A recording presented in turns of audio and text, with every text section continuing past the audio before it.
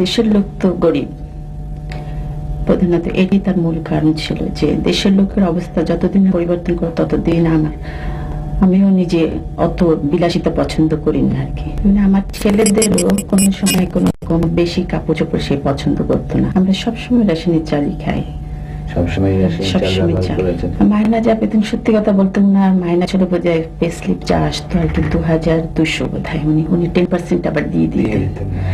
তো তার মধ্যে থেকে আমাকে সে 2000 টাকা দিত, ওর মধ্যেই আমার সংসার চালাতে হতো। মানে আমার ছেলেদেরও কোনো সময় কোনো রকম বেশি কাপড় চোপড় সে পছন্দ করতো না।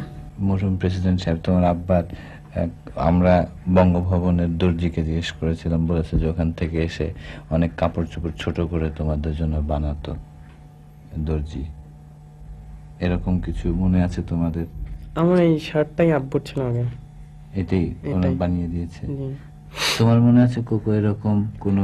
আমার দুটো প্যান্ট ছোট করে বানিয়ে দিয়েছিল। তোমার আব্বার প্যান্ট ছোট করে বানিয়ে দিয়েছে।